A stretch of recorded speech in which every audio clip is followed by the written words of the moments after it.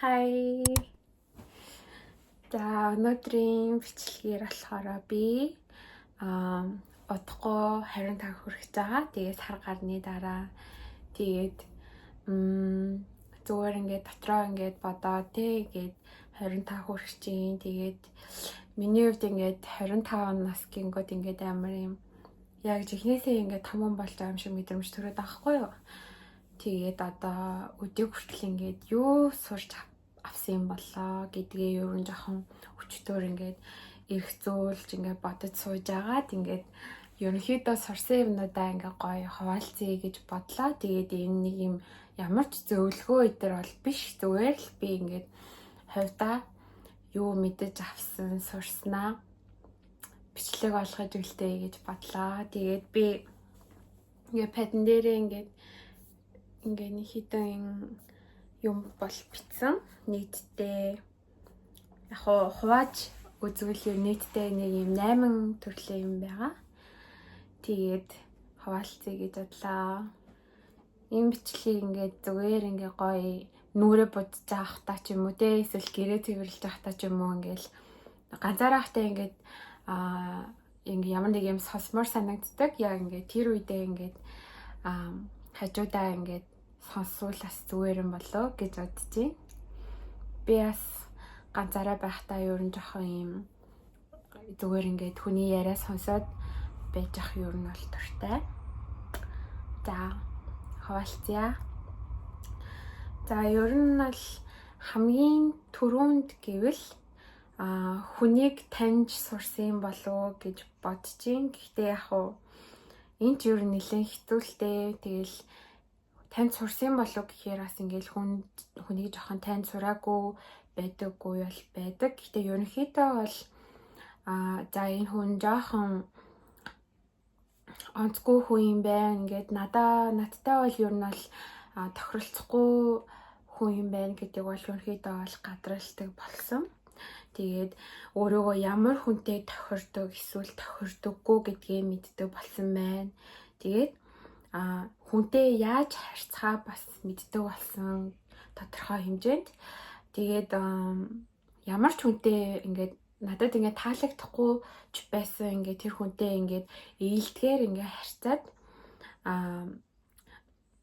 заавал дургуугаа илэрхийлэхгүйгээр зүгээр ээлдгээр ингээд харьцаад тэгээ ээлдгээр ингээд зайгаа барьж сурсан гэж бол бодож байна. За тэгээд хоёрт нь гэх юм бол хортой харилцааг таньж бас салж сурсан гэд хувьдаа бол бодсон. Тэгээд одоо хортой харилцаа гэхээр одоо зөвхөн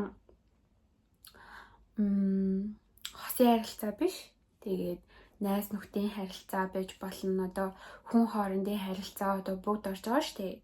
Тэгээд тэгэнгүүт одоо тиймэрхүү зүйлийг ингээд яаж таних вэ гэдэг нь одоо хамгийн хэцүү. Ялангуяа жоохон байхдаа бол ингээд энэ хүн ингээд болохгүй хүн байна. Ингээд миний сэтгэл зүйд ер нь айгүй муугаар нөлөөлж байна гэдгийг ойлгодоггүй шүү дээ. Тэг ерөнхийдөө ойлгож сурсан болов, танд сурсан болов гэж бодсон. Тэгээд зан чанарын хувьд токсик. Тэгээ бас ялангуяа бас ингээд чамд ингээд ямар нэгэн байдлаар гар хүрэх, ингээд хүчтэй биед чинь хүрэх бол ингээд маш токсик. Тэгээд буруу зүйл дуруу татдаг. Дэмждэггүй ингээд ямар нэгэн зүйлийг чинь дэмждэггүй тэгсэн хэрнээ ингээд жоохон амжилттай эсвэл ингээд жоохон ингээд амжилттай ингээд эсвэл ингээд гоё гэрэлтэй явж ах чинь тиймд чинь ингээд ерөнхийдөө атаархдаг хүмүүс бол маш токсик. Тэгээд ер нь хэд чиний хувийн асуудал яг ингээд өөрийнх нь асуудал юм шиг ингээд хитрхи ингээд оролцдог бол бас маш токсик. Тэгээд ямар нэгэн ингээд зөв зүйлд ингээд урайлахаар ингээд дэмждэггүй ингээд тэгсэн хэрнээ ингээд жоохон дандаа юм буруу зүйлд ингээд урайлдаг. Чиний ингээд зөв зүйлийг чинь бол ерөөсөө дэмждэггүй хүмүүс бол бас токсик. Тэгээд ер нь бол ингээд гоё байна, хөөрхөн байна, эсвэл чи ингээ мундаг байна, чи хичээж ингэж хэлж чаддаггүй хэрнээ дандаа ингээд чамайг ингээ гоочилдог тийм харилцаа бас ерөөсөө хортой. Тэгээд бас ямарваа нэгэн зүйлийг чинь эрхий чинь боогдуулж хордог тийм харилцаанууд бол бүгдээрээ маш токсик, хортой харилцаа гэж ерөнхийдөө таньж сурсан. Тэгээд ер нь бол ялангуяа хосын харилцаан дээр гэх юм бол найз нөхдийн харилцааг дуусахаас илүү ингээд хэцүү байдаг. Мэдээж тэр чинь амар олон шалтгаантай. Тэгээд үнэхээр хэцүү байсан ч гэсэндээ одоо ингээд салахад хэцүү байсан ч гэсэндээ өөрийнхөө одоо сэтгэл зүйн эрүүл мэндийн төлөө ингээд буруу хортой харилцаанаас бол заавал салж сурах нь бол хамгийн одоо чухал сурсан юмнуудын маань нэг байсан юм болоо гэж бас бодож байна. За ингээ гуравт гэх юм бол ганцаардаж сурсан. Үгүй биш ээ. Ганцаараа байж сурсан. Тэгээд Монгол тахтаа бол угаасаа мэдээж ганцаараа байдаг цаг угаасаа ер нь байгаагүй. Нэг бол дандаа гэр бүлийнхэнтэйгээ, нэг бол дандаа ингээд найзуудтайгаа байдаг. Тэгээд Японд ирснийхаа дараа болохоор ингээд эхлээд бол ингээл хамтдаа оюутнууд ингээд хамтдаа ингээд амьдардаг, Монгол оюутнууд ингээд хамтдаа амьдардаг. Тэгээд хэлний бэлтгэлээ төгснөхийн дараа болохоор би Токиод ирээд ганцаараа амьдарсан. Тэгээд ганцаараа яг 2 жил амьдарсан. Тэгээд тэр хугацаанд болохоор ганцаардаж сурсан. Ганцаараа байж сурсан. Ганцаараа байна гэдэг нь миний хувьд ингээд амар чухал юм шиг санагддаг байхгүй юу? Ингээд ганцаараа амьдарч сурсан. Ганцаараа хэрнээ ганцаардахгүй байж сурсан. Одоо ганцаараа гээл уйдаад байна гээл ингээл зүгээр ингээл цаг нөх зөөх биштэй ингээд ганцаараа байх тусмаа ингээд өөрийгөө ингээд илүү хөгжүүлж сурсан. Тийм.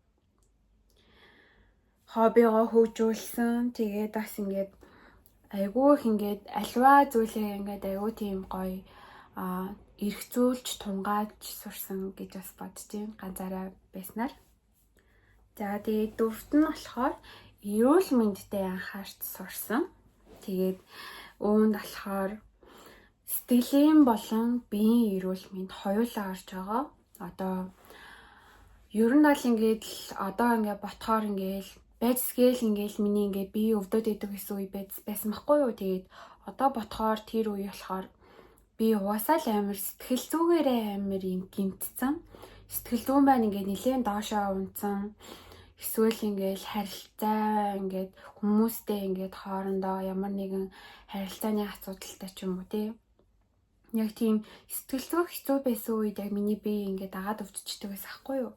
Тэгээд одоо бодохоор ингээд яалтчгүй ингээд бие сэтгэл хоёулаа эрүүл байх нь аюул чухал.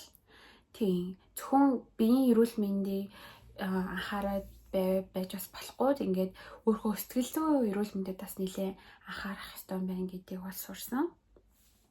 Тэгээд мэдээж дасгал хөдөлгөөн, тэгээд эрүүл хоол хүнс гэдэг бол хамгийн чухал. Дасгал хөдөлгөөнийг бол ерөнхийдөө бол 7 хоногт одоо 3 удаа ер нь тогтмол хийх хичээдэг. Тэгээд ер нь бол гайгүй хөвшил болоод ирсэн гэж би өөрөө бодож байгаа. Тэгээд үнэхээр дасгал хийж амжихгүй байвал бас ингээд айгүй их алхахыг хичээдэг. Тэгээд үнэхээр ядраа дасгал хиймээргүй санагдаад байвал ер нь зүгээр л гараад ингээд алхацдаг. Тэгээд алхаснаар бас ингээд айгүй тийм гоё стресс тайлагддаг. Хаяа бас гүөх туртай. Одоо ингээд бие хөдлөж байгаа гэдг нь ингээд өөрөө амар гоё ингээд сэтгэл санааг ингээд гоё тогтворжуулж ингээд тайвшруулдаг гэдгийг бас би амар ойлгосон. Би ингээд зүгээр агаар ирнэл ингээд цанаасаа стресстэй л ингээд жоохон ингээд бухимдал төрөөд идэг үе байдаг байхгүй юу заримдаа. Одоо тэр нь юутай ч хамааралтай байж болно те ингээд эмэгтэй хүн ч бас нөгөө гормоноос амар их хамааралтай байдаг. Тэрнээсээ шалтгаалаад бас тийм үе бас надад байдаг. Тэгээд тэрийгээ би ингээд за би яг тасгал хөдөлгөөнөөр дутагдсан байгаа юм байна гэж бодоод нэг бол гараад амар сайн алхацдаг, нэг бол ингээл амар сайн гүүгээл эсвэл тасгал хийгээл амар гоё ингээ хөлсөө гаргасны дараа ингээд сэтгэл санаа маань амар гоё болчтой. Угаасаа тасгал хийхээр чинь нөгөө нэг аз жаргалын даавар аягүй их ялгардаг. Тэгэж бас эрүүл мэндэд анхаарж байгаа. Бас сэтгэл зүйтэй. Мэдээж сэтгэл зүй гэдэг чинь бас тусдаа бас бүр том юм байгаа л да. Тэгээд бас эрүүл мэндэд анхаарч сурсны нэг зүйл нь гэвэл би өглөөний цайгаа маш сайн ууж сурсан. Ялангуяа сүүлийн 2 жил бол ер нь бол аюу сайн өглөөний цайгаа ууж сурсан. Бүр яг ингээд өглөөний цайндаа зориулж ингэж хүнсээ бэлддэг. Тэгээд яг тэрийгээ ингээд заавал өглөөний цайгаа ууж иж гэрээсээ гардаг яг тийм сайн зуршилтай болсон. Энэ мэдээж маш эрүүл. Мэдээж өглөө сайн хоол ундаа идээд гарвал сэтгэл зүйч тэр ер нь бол ингээд бич тэр ингээд илүү их хүчтэй байдаг. Тэгэхгүй бол ингээд өсөөд ингээд яваад байвал сэтгэл зүйч тэр ингээд амар хэцүү байгаад байдаг штеп. Энэ бол айгүй том сурсан туршил юм болов гэж бодож байна.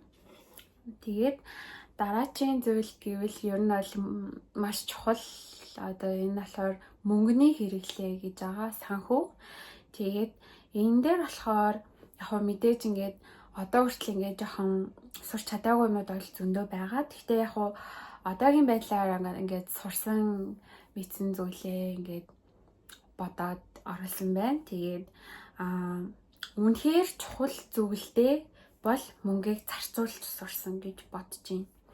Одоо хэрэггүй зүйлдээ мөнгө зарцуулахгүйгээр хамгийн түрүүнд хэрэгтэй зүйлүүддээ ингэж мөнгө зарцуулж сурсан. Одоо жишээлбэл арьс арчилгаа, одоо мэдээж арьс арчилгаа бол маш чухал. Амин дэм эрүүл мэндийн одоо бүтээгдэхүүнүүд, саплиментууд гэсэн үгтэй витамин. Тэгээд жишээлбэл бас сар болгон одоо ингээд жимд явдаг бол одоо жимнийхаа ингээд төлбөрийг ч юм уу те яг тиймэрхүү одоо заавал зайлшгүй одоо өөрт нь чухал хэрэгтэй ингээд мөнгнүүдээ бол заавал ингэж зарцуулж сурсан. Тэхийн тулд мэдээж хэрэггүй юмдаа мөнгөө зарцуулахаа юу нь бол маш багасгасан гэсэн үг. Тэгээд ерөнхийдөө маш ухаалаг худалдаа авалт хийж сурж байгаа гэж ерөнхийдөө бодож байгаа. Гэхдээ яг бүр ингээд 100% ингээд амар төгс болж бол арай чадаагүй. Гэхдээ ерөнхийдөө бол өмнө ингээл ялангуяа хувцсан дээр ч гэх юм уу те ингээл хөөрхөн л санагдвал авчдаг. Эсвэл за хямдхан юм байна ингээл авчдаг байсан бол одоо л ерөөсөө тэхээ болсон. Тэгээд хөөрхөн байж болно, хямдхан байж болно, эсвэл үнэтэй ч байсан болно. Амар сайн бодож иж одоо ялангуяа хувцсан дээр гэвэл эхлээд ингээд энэ хувцсыг би ингээд одоо хэр удаа өмсөж болох уу? Ямар хувцастай тохируулж өмсөж болох уу? Материалын сайн үзэж авдаг тий. Үнэтэй гэсэн ч хамаагүй хамгийн гол нь тэр хувцсыг би яг удаан хэрэглэж чадах уу гэдгээ бас ингээд амар сайн бодож худалдан авалт хийдэг болсон ямарваа нэгэн зүйлтэй. Тэгээд сар болгоны хэрэглээгээ юу нь бол заавал хянаж бас сурсан гэж бодож байгаа. Одоо ялангуяа ингээд зайлшгүй зарцуулдаг одоо байр, одоо тог ус, газ, тэгээд утасны төлбөр бол мэдээж сар болгон төлөгддөг. Одоо тэгээд жимд явдаг, тэгээд хоол хүнс, унааны мөнгө, тэгээд бас гоо сайхан гэж оруулсан. Тэнд нь болохоор одоо хумсаа бодуулах ч юм уу те ингээд би сормосны хийм хийлэгдэг. Сормосны хиймний мөн тэгээ ерөнхийдөө бол бас вакс хийлэгдэг. Тэгээд эдгээрийнхаа ингээд мөнгнүүдийг бол ерөнхийдөө хянаад тэгээд яг ингээд ерөнхийдөө яг зарцуулахдаа ер нь бол бэлддэг гэсэн үг. Тийм. Тэгээд гэхдээ ерөнхийдөө гоо сайхны юмнууд гэвэл ер нь бол сар болгон гэхээсээ илүү ер нь 2 сардаа нэг удаа ч юм уу тийм байдаг. Тэгээд яг энэ зайлшгүй өөрт хэрэгтэй зүйлтэй бол мөнгийг бол ерөөсөө харамлахаа болсон. Тийм. Гэтэ хэрэггүй зүйлүүдтэй бол ер нь бол мөнгөө өрхөө бол нэлээд багасгасан гэж ерөнхийдөө бодож байна. За дараагийн нэг том зүйл гэвэл би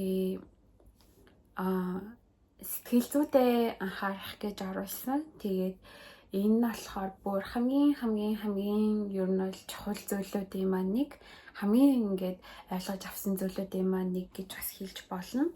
Тэгээд өөрийнхөө ингээд доторх хүнээ сайн сонсож ойлгох, өөртөө хит их хатуу хандахгүй байх, мэдрэмжээ байгаагаар нь хүлээж авах, сэтгэл өөдрөг болгодог зүйлүүдийгээ бас ингэж хийх гэдэг зүйлүүдийг сурсан. Тэгээд энд нь болохоор гадаад үзмжээ тордох, хүн мэдээж гадаад үзмжтэй ингээд өөртөө ихтэй байвал сэтгэл санаа мэдээж илүү дээр байдаг гэдгийг ойлгосон. Тэгээд бас найзуудтайгаа цагийг өнгөрүүлэх гэдэг бол бас хүнийг сэтгэл өөдрөг болгодог, стресс тайлдаг зүйлүүдийн нэг штэ.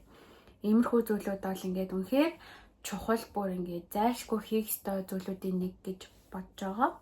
Тэгээд түрүүний ярьсанчлан биеэ хөдөлгөхнөөр бас маш их стресс тайлагдаж сэтгэл зүй илүү тогтворчдаг гэж боддог. Тэгээд одоо 7 хоногт нэг удаа ч юм уу те ингээд халуун байна нэвтснээр бас айгүй тийм сэтгэл зүйд маань бас айгүй сайнаар нөлөөлж байгаа гэж би бас боддог.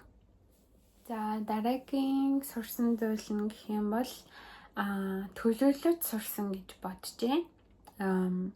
Ер нь ялангуяа оюутан болсноос хойш болохоор ингээд дандаа ийм төлөвлөгч дэвтэртэй. Тэгээ сарын болон үргэлжлүүлээд ингээд өдөр болгоны төлөвлөгөөгөө ер нь бол байнга бичиж сурсан. Тэгээд яг ингээд чухал өдрүүд ингээд хийх зүйлүүдээ мартаж болохгүй юмнуудаа бол заавал тэмдэглэж авдаг. Тэгээд дэвтэр дээр тэгээд сүүлийн үед бас юун дээр Good Notes гэдэг дижитал планер дээрээ бас ингэж иймэрхүү маягаар бас их хийх ёстой юмнуудаа ингэж сайн төлөвлөдөг болсон. Энэ бас ингээд айгүй чухал. Одоо бүх хийх ёстой зүйлүүдээ мартахгүй тулд ингээд сайн дараалалтай тэгээд төлөвлөж авах хэрэгтэй юм байлээ. Тэгээд үүнийг бас сурсан гэж бодож байна. Тэгээд хамгийн сүүлийн сурсан зүйл маань гэвэл хайртай хүмүүстэй анхаарал тавьж сурсан гэж юу юм бодож байгаа. Тэгээд энд болохоор хайртай хүмүүстэйгээ уулзах, сэтгэл санааг нь асууж их, сайн ярилцж их, тэгээд жижиг зүйлээр хамаагүй одоо ингээд баярлуулах, тэгээд цаг гаргаж уулзах, тэгээд эдгээр зүйлүүдийг бол маш чухалчилж авч үздэг болсон. Тэгээд ерөнхийдөө ингээд дотны ингээд найзууд болон одоо гэр бүлийн хүмүүстэйгээ харилцаа холбоотой, тэгээд эдгээрийнхээ сэтгэл санаа нь хэр байна, одоо ямар нэгэн асуудал байна уу, тэр зүйлүүдээр ингээд чухалчилж ингээд авч үзэх ёстой. Мэдээж ингээд хүн өгчиж авдаг штэ. Тийм болохоор ингээд хайртай хүмүүстэй дандаа ингээд сэтгэлийг аваад иж болохгүй, ингээд бас адилхан сэтгэл гаргаж авах ёстой гэдгийг бол маш сайн ойлгосон гэж бодож байна. За ер нь эдгээр зүйлүүдийг бол ингээд хувьдаа бол ингээд сурсан гэж бодож байгаа. Тэгээд одоо эсэргээрээ гэвэл сурмаар байгаа зүйлүүд бол мэдээж маш их байгаа. Тэгээд одоо нэн төрөнд гэх юм бол санхүүгийн тал дээр одоо өөрийн гэсэн одоо хувийн хуримтлалтай болох талаар бол маш их бодож байгаа. Мөнгөө хадгалж сурах гэдэг зүйлийг бол одоо хүртэл сураагүй байна. Тэгээд тэрэн дээрээ бол өөртөө жоохон хатуу хандаж, тэгээд хуримтлалтай болохыг бол ерөнхийдөө бол сурмаар байгаа. Тийм сар болгон багаар мөнгө хуримтлуулад тэрийгээ дараа нь ингээд аялалт ч юм уу ингээд үнэхээр ингээд хүсдэг ингээд зүйлүүдтэй ингээд зарцуулъя гэж ер нь бол бодож байгаа. Дараагийн сурмаар байгаа зүйл гэх юм бол зөвхөн одоо ажлын одоо тэр цалин гэдэг одоо орлохоос гадна гадуурхаас ингээд өөрийнхөө чаддаг зүйлүүдээрээ ч юм уу те орлоготой болох хэрэгтэй гэдгийг ойлгоод тэгээд үүнийг бас юу нь бол бас сурыг гэж бодож байгаа. Тийм сурмаар байгаа зүйлүүд гэвэл одоогоор бол иймэрхүү байна. Тэгээд энэ бичлэг ингээд зүгээр л ингээд хамтдаа ингээд гоё найзтайгаа ярилцж байгаа юм шиг ингээд ярилцсан бичлэг боллоо. Тэгээд хань болсон байх гэж бодож байна. Тэгээд миний бичлэгийг үзсэн баярлаа.